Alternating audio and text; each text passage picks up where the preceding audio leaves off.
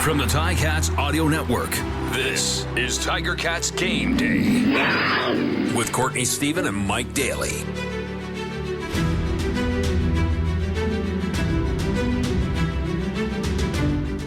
Welcome to Tiger Cats Game Day, presented by Tiffany Gate Fresh Gourmet on the Ticats Audio Network, the official tailgate podcast of the Ticats Audio Network. I'm joined as always by my man Mike Daly, and this is a special day. It is Labor Day. We've got the gray on, the steel gray. It is the Ticats versus the Argos. What more could you ask for on a Monday afternoon? Gates open at 2 p.m. and this one is going to be hot. Mike, are you excited for the Labor Day Classic?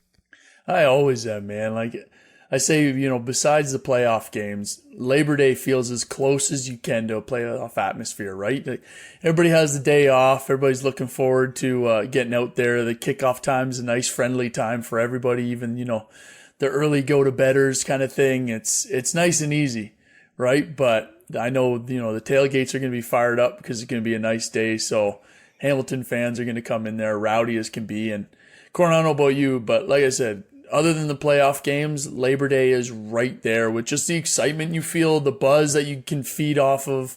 It's different, and you get that energy playing in front of the Tiger Town, especially Labor Day, and it's really exciting to be in that atmosphere, and I know it's not going to be any different this year. And I know summer's winding down. School is about to be open again, but there's one last stop on this train, and it is at Tim Hortons Field, where the 8-1 Argos are coming in to try and get their third win over the Ticats, who are 4-6, battling back with some momentum that they gained when they traveled west to BC and took home victory last week. This is a game that I don't think at the beginning of the season and partway through the season to this point, people were looking at the same way as they're looking at it today. I mean, the Argos, the best team in the CFL this season, statistically speaking. They got a high-flying offense. They got a freshly re-signed quarterback. They've got a lot of weapons, but this Ticats team has just been hungry in the last 7 days. They seem like they're out for blood, and they want revenge for what Toronto has done earlier this season. So, man, let's dive into this one. Let's see who's playing, and then let's talk about how we can expect this game to play out. So, for the Ticats, a lot of the same that we've been seeing this year with just a couple of changes.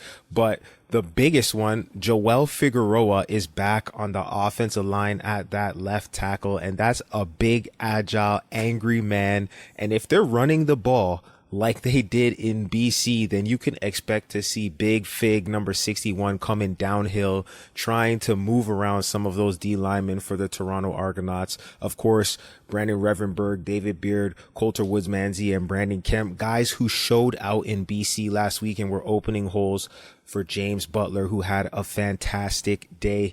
Powell at quarterback, and then the usual suspects at receiver, Terry Godwin, Tim White, Duke, Keandre, and then McAllister, the speedster. What are you expecting to see from Scott Milanovic in now his third game at coordinator? Yeah, I mean, a little bit more of what we saw in BC, right? Get James Butler his touches. I mean, the last 2 games over 100 yards. It's, when he goes off, it seems like this is what makes this offense roll, right? And it's the same. You can look over at the Argos side, and it's the exact same thing. Lean on the run game, and then be able to take those shots. The only difference is when you look at the two, right? The Ticats are leaning on the run game, but the shots aren't there quite as much right now as what we're seeing from the Argos. So hopefully that kind of opens itself back up a little bit, and Taylor Powell gets more comfortable with the offense, so that now when they are leaning on James Butler, handing him the rock, getting him the ball nice and quick so he can make some people miss, now it'll open up for Taylor Powell to be able to find those big plays downfield, right? To the Tim Whites, the Terry Godwins, right? And hopefully Tyreek McAllister kind of shows up again this game. But I think it all starts, and we've said it from the start, is the big boys up front and getting James Butler going, because that's really what pulled them out with the BC win, which was huge. And it will need a lot of help this game against the best team in the CFL. Yeah, and for those who missed it, James Butler had over 150 all-purpose yards, definitely over 100, clean over 100 rushing. He was a threat. He was doing it in all phases of the game, and I think that really was the battery that powered that offense. Now, of course, the offensive line, they got to get their credit. They got to get their flowers. But speak about how important it is for this offense to keep the Ticats defense rested and on the sidelines. How were they able to do that, and what kind of strategies can they use to keep that theme going of ball control and ball possession and keeping that defense rested, ready to attack when they need to go on the field? Yeah, last game against BC, which is, what we've been talking about for a while. They were putting first downs together, right? Driving the field. I think it's 3 drives of over 9 yards, right? And Core, we've been out there before. 9 plays. 9 plays. Sorry, yeah, 9 plays. Yeah, 3 drives of over 9 plays, which is huge, right? Huge, because that keeps the defense out there. That keeps the opponent's defense out there. And it keeps your defense off the field, getting some rest. And it's kind of a momentum killer for that defense, because you're out there, you're like, hey, why can't we stop these guys? What's going on? And it's not like you're calling any plays different. It's not like the offense is really calling too many plays different. It's more of a momentum and a mindset thing. Once these drives keep going on and more first downs keep building up, the defense gets behind themselves and it's like, oh my gosh, we can't stop this. It just keeps going. I'm getting tired, blah, blah, blah, blah. And now that's what you end up getting is, the Ticats offense rolling and beating a good team in BC. And they're going to need to do that this game as well, is keep these drives going. And a lot of it does rest on that run game, the big boys up front, James Butler, because, we talk about as an offense, you talk about getting behind the stick. So a friendly version for offense is getting into a 2nd and 5 or less, right? And you can do that passing, absolutely, with some screens, some quick passes. But when you pass, it can be intercepted or it can be knocked down, right? And that's now a 2nd and 10. It can be a missed pass. There's a lot of things that can go wrong with passing plays, right? A run play, the worst thing that can go wrong is maybe a loss for 1 or 2, right? Then you're still in that situation. But for the most part, the way James Butler's been running, it gets you in front of those sticks, so those 2nd and 5 or less, and it makes it easier for your offense, for play calling. You can run the ball again. You can do any sort of pass game you want. And really, that's where the Ticats are going to have to look to go. Yeah, there was a whole lot of second and manageable, as I like to call it. Yeah. Much more than second and long, because, you have so many plays in the playbook that are able to get you 6 yards compared to there's only a small number of plays that can really get you 12, 15 yards at a time. So instead of taking a sack or instead of having some kind of catastrophic thing, which the Ticats have been able to do a better job of avoiding, in the first 8 games of the year, they were averaging close to or over 3 turnovers per game. In their last 2 games, they're averaging just 2 turnovers a game, which, still a little bit too much, but, they got to get that thing down, and they're trending in the right direction. The same way how they're averaging less 2-and-outs. It's all trending in the right direction. So, as Taylor Powell gets more comfortable in this offense, you see his decision making evolve. And I think with Scott Milanovich's play calling, you're seeing a little bit of a different mix of plays, right? So the ball's going a little bit more intermediate. You're allowing Taylor Powell to show off the accuracy that he does have, and then you're spreading the ball around to all these receivers and giving them chances to make catches in positive territory, not necessarily only laterally, which they do still have the screen game mixed in because that keeps the defense on their toes, forces them to read, react, and tackle in space. But I think there's a lot of opportunities here for this offense to continue growing, especially with the playmakers that they do have. Now, Duke Williams is a game time decision, so we'll see if he does show up, but I think he will be a guy to watch because one thing this team has not done all season, they only have 1 first quarter touchdown in 2023. That is a issue to be addressed. And if they can get down into the red zone and come away with the big ones, I'm talking about 6 points at a time, that would make a huge impact on their ability to play from in front, play with a lead, play with more of their playbook available to them, as opposed to being down for the majority of the game and having to feel pressed and not feeling like you can go through your offensive flow as you've drawn it up in practice. So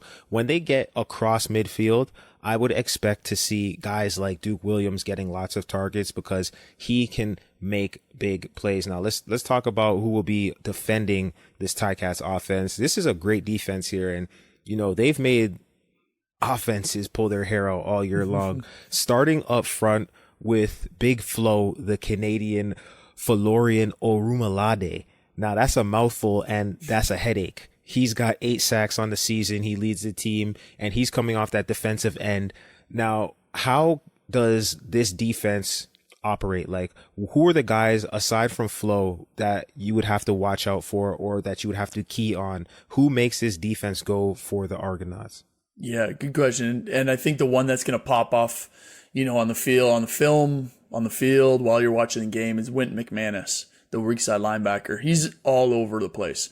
He's number 48. He's tough to deal with. He's played this game for a very long time, so he understands what offenses are trying to do, and he knows how to disrupt it.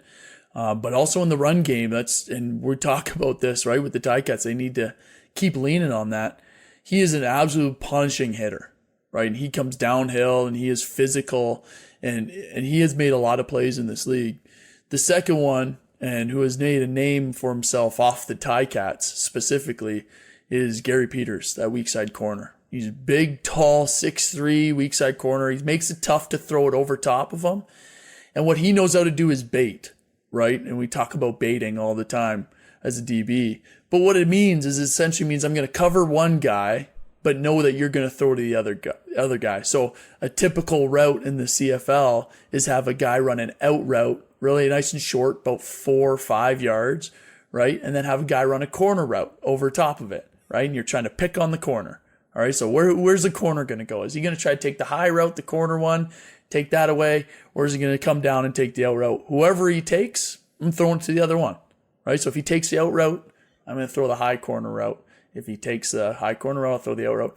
What Gary Peters does better than most corners in this league is he'll come, take down that out, and as soon as you're ready to throw it, he'll turn and sprint to that corner, and you'll throw it right into his hands. And we've seen that happen. So Taylor Powell is going to have to know what he's doing and where he's at, and know both of those guys on that weak side, what's going on. But it's a tough Argos defense, and it's going to be a really good test. And you know what? Like, that is one of the savvy plays that, as a defense, you don't always get the perspective of the quarterback, but the quarterback cannot always exactly see the depth of the defensive backs. And so they're taught to read the contours of the defense. That means everybody lines up 10 feet off or 10 yards off of the ball with their feet at that 10-yard line off of the line of scrimmage. They know that everybody's in line, but then once they start moving, they can see, okay, low corner, high halfback, low Sam. That's a triangle with 2 low and 1 high. I call that, cut coverage. Or if they see the corner go high and they see the free safety over top and the half is low, that's a triangle. It looks like hold coverage. And then they kind of know off of those shapes who should be open and who should be, covered, but they can't see specifically the exact depth of people when things are moving fast. Right. So that's what Gary's taking advantage of. That's what Mr. Peters is doing so well. He might show his shoulders and hips open like he's about to run to the deep part of the field, but he's close enough to stick his foot in the ground and go and get that out route if it's thrown late. So that's one thing that Taylor Powell has got to continue doing that he's done well, is that if he's going to throw the out route, you got to throw it on time. You can't throw a route that the ball has to travel a long distance in the air. You can't throw those late, because those are the ones that DBs take advantage of. It's got to be on time. It's got to be on rhythm. And that all starts up front, making sure guys like Orumalade and guys like Robbie Smith are not in the backfield causing havoc, and that Taylor Powell can go 1, 2, 3 hitch throw, and the ball can be there as they practiced it on day 1, 2, and 3 leading up to the game. Now let's talk about this offense for the Argos. They got Chad Kelly back there, and this guy, he has been the apple of Toronto's eye. What more, who has made more headlines, and who have they promoted as much as this guy in recent history? Like, you would have swore that, some epic quarterback from history came back. They love him. And, for all intents and purposes, he's been doing a hell of a job. They have an explosive offense. In the last 3 games, they have a pass of 60 yards or greater in each of those games. That's huge. 15 explosions, 15 explosive plays in the last 2 games. They lead the league in big plays.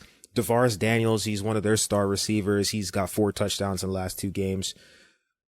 How do you slow this offense down, and what is the strategy to keeping Chad Kelly off of the stat sheet? Yeah, and where Chad Kelly's getting these big, when you look at these and you go, okay, 60-plus yard completions, right? That's huge. That is either busted coverage for a touchdown, right? Or what that is Chad Kelly getting outside the pocket using his legs and a breakdown happening in the backfield, right? Because everything in football is organized based off the quarterback is going to have about 2 seconds to throw the ball, maybe 3 seconds. Once he starts scrambling, now that clock starts going on, and these DBs, the defenders, have to try to find receivers, but they all start changing their route. So they run their initial route. Chad Kelly gets out of the pocket in this offense, and then now a receiver that's running a short route will just go, oh, I see that he's scrambling, and now it's backyard football, right? And he'll run deep, and then the ones that are deep are supposed to come back and work to him. But what's hard about that is if you don't have your eyes on that receiver, he'll get behind you very quickly, right? And you've seen that happen over and over and over again with this Argos offense because Chad Kelly is able to get to the edge or outrun some of the defensive linemen and then find one of his receivers, especially Tavares Daniels with 4 touchdowns in the last 2 games. He's able to find those guys downfield. The thing that makes this Argos offense tick, and the reason we keep bringing up, you need to run the ball to establish the offense, is because AJ Ouellette is running the ball very well. So what that does to the defense is there's 2 ways that defenses play essentially a pass and a run, right? On a run, all the D linemen and the linebackers take up their gap, so the spaces between the offensive linemen, and they stop and make essentially a wall on the line of scrimmage. Because if they run upfield, then that just opens up more gaps. It's easy to find those holes as a running back. What that does, though, is if you're so worried about the run and its effective run like the Argos are doing right now, they all have to stop at the line of scrimmage, assuming it's run, if it's a, 1st and 10, 2nd and 6 and less. And so that means that they're not getting upfield and rushing the passer, right? Which means Chad Kelly has more time to find his receivers downfield. And the same reason we keep preaching, hey, the Ticats need to run the ball, and why all the fans in the stands, hey, let's run the ball.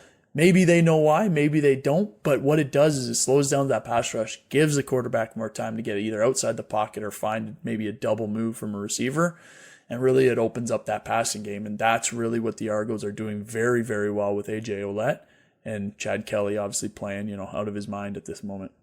Yeah, AJ Ouellette is the running back version of Chris Streveler, which I wouldn't really think that Chris Streveler was anything other than a running back playing quarterback, but they remind me of each other a lot because they're guys who are able to get the crowd going. They're able to get the people behind them and create energy. The team feeds off of it.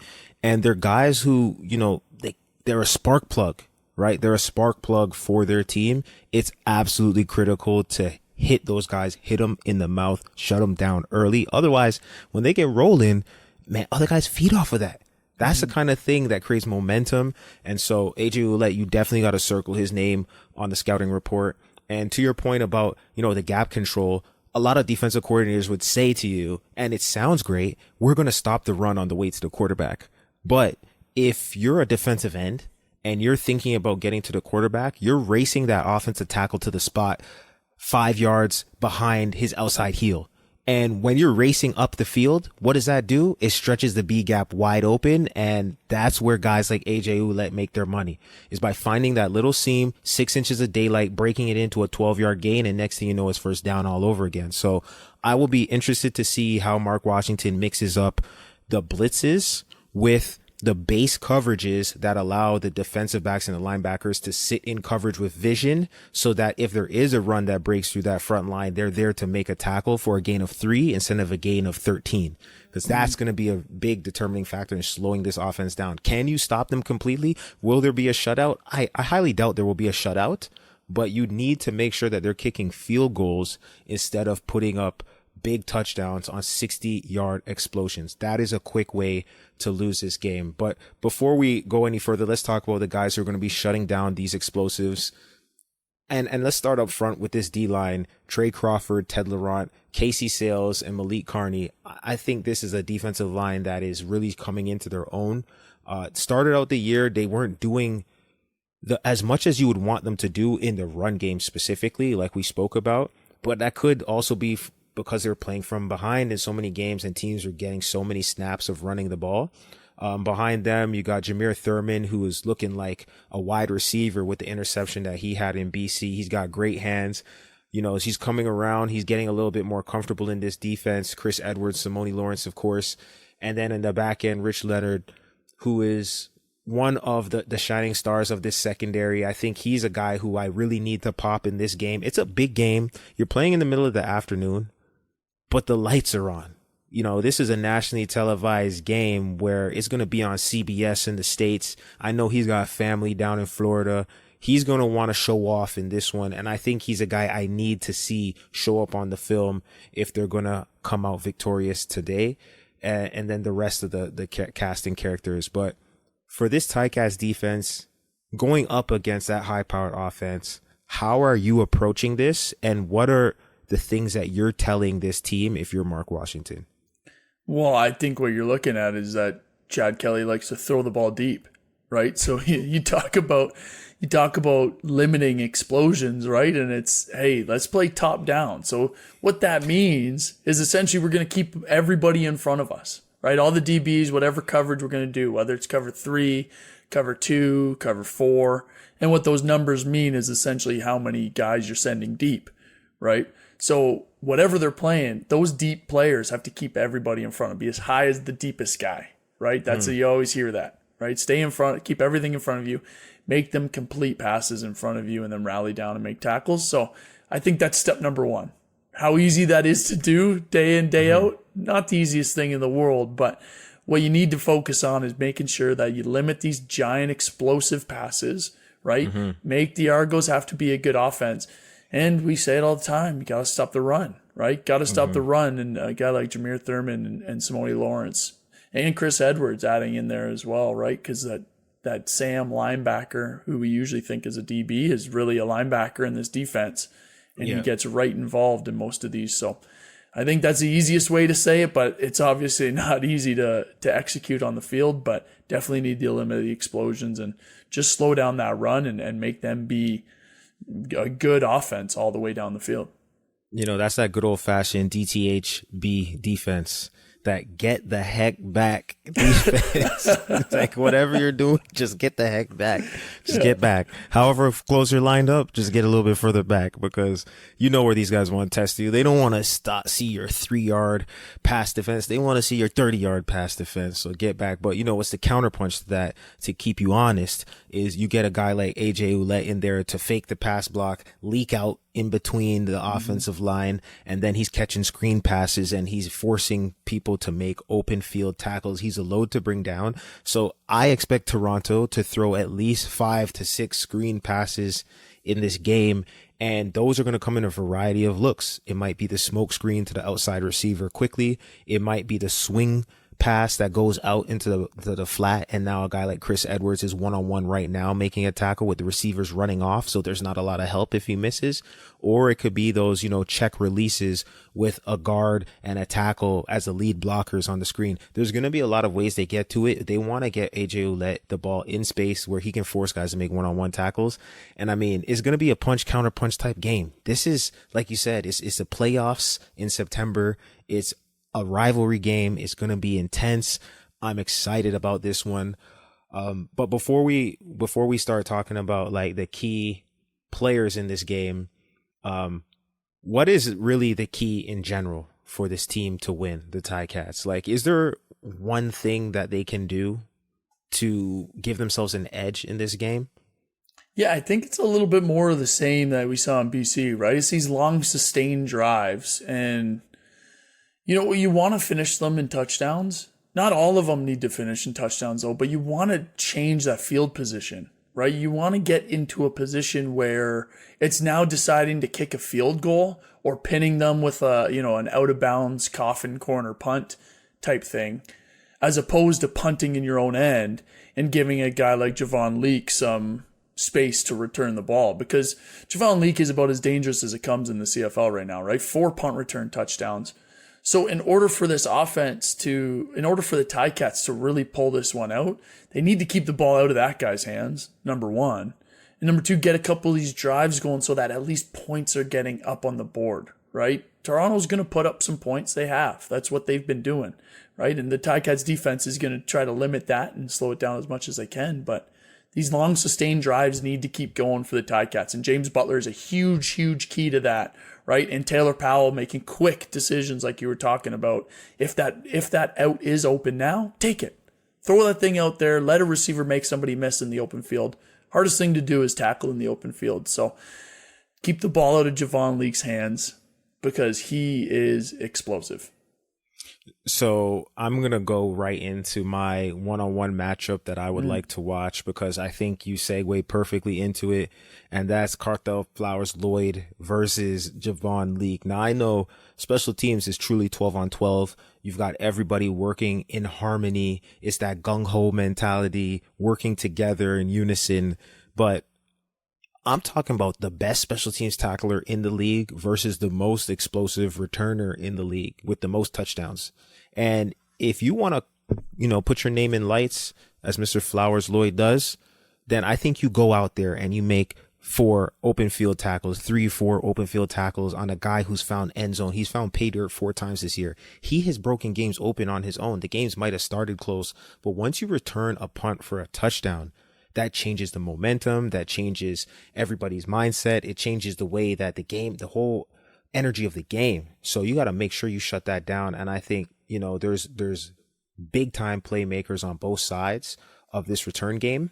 But specifically, I'm looking at the guys who are going to be making tackles on special teams because like you mentioned, the drive start average for the Argos, they've had a great drive start average in every game this year, better than their opponents. Mm-hmm. And that has been a key contributing factor to them putting points up, which is a key contributing factor to them eventually winning. So my matchup is going to be Flowers-Lloyd versus Leake in the special teams game. Who are you watching in this one? Yeah, we made mention to it a couple times. But I'm very interested to watch this battle of Joel Figueroa coming back because of how high we were on him. And he's a super athletic offensive lineman and has been around the game a long time against Flo Orimolade. Yeah, I got that right. Right. It rolls off the tongue now. Because when you watch Flo run around out there, he is in the backfield a lot and he's pressuring the quarterback a lot. Right. So I'm going to say the matchup is Flo versus Joel, but the matchup is also, like we talked about, getting James Butler going to help Joel against Flo, right? If Flo can sit there, because the defensive line are all taught to figure out what the down and distance is, right? 1st and 10, in their mind, they're like, usually it's about 40% run, 60% pass in the CFL, right?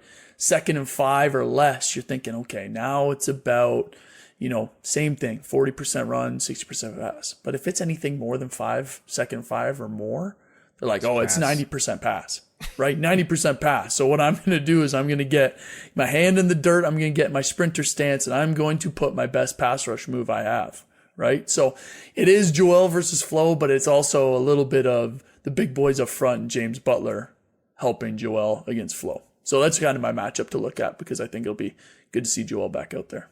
Now, I know we just talked about some big playmakers and some stars in the making, but if you had to look at one individual and their performance is going to have a key influence on the outcome of this whole entire game, who would be just one person? For the average fan, I'm out there right now, I'm listening to this, I'm flipping a burger, I'm eating a dog, I'm throwing the little bean bag in that, what's that game called? Cornhole.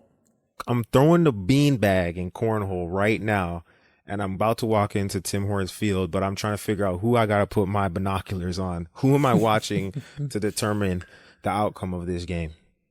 Who I'm watching, and I'll give you names that are outside of what we talked about, but Kenneth George Jr.